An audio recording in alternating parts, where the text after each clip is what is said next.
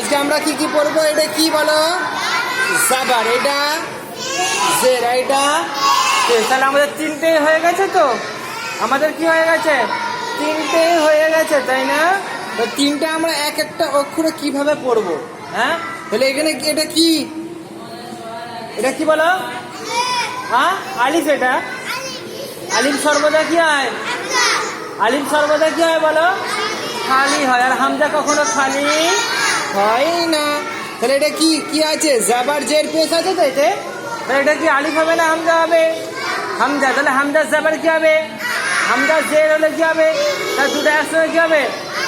এই হামজা পেশ হলে কি হবে? উ। তার তিনটা একসঙ্গে আ ই উ। টান হবে না? আ ই উ, আ ই উ। তাহলে বায়ে জাবার হলে কি হবে? বায়ে জের হলে কি হবে? বি। তাহলে কি হবে? বাবি। বাপে বু। তাহলে কি হলো? বাবি বু। কি হবে বলো? কি হবে বলো?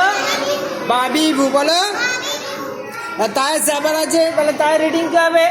তা। তায় জাবার হলে তা, আর জের হলে তি, আর পেশ হলে তু। তাহলে কি হলো? তাতি তু বলো। তাতি তু। আচ্ছা, সায়ে জাবার হলে সা, আর সায়ে জের হলে সি, সায়ে পেশ হলে সু। তাহলে তিনটে একসঙ্গে বলো। সাসি সু। আর জিমে জাবার হলে যা, জিমে জের হলে জি। তাহলে কি হলো? জাজি। জিমে পেশ হলে জু। তিনটে একসঙ্গে বলো। জাজি জু বলো। জাজি জু।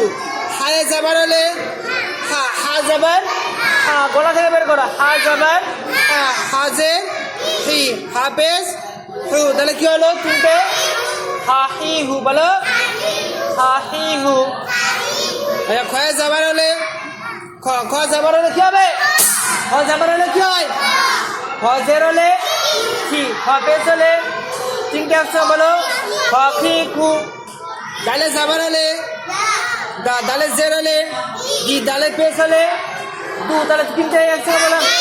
দাদি দু। জালে জাবার হলে জাল জাবার জা, জাল জাবার জা, জাল জের জি, জাল পেশ জু। তাহলে তিনটে একসঙ্গে রাজি জু বলো। রাজি জু। আচ্ছা, রয় জাবার হলে র, রয় জের হলে রি, রয় পেশ হলে তিনটে একসঙ্গে রাড়ি রু বলো।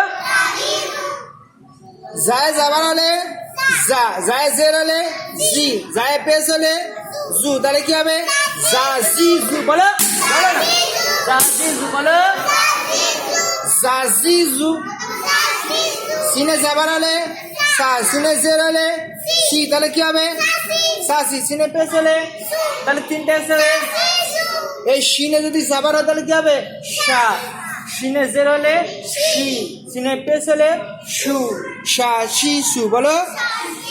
সদ। সদ জাবার স, সদ জাবার স, সদ জের সি, সদ পেশ সু, স সি সু বলো। জদ জাবার জদ জের, তাহলে কি হলো? জজি। জদ পেশ জু। কি হবে? জজি জু।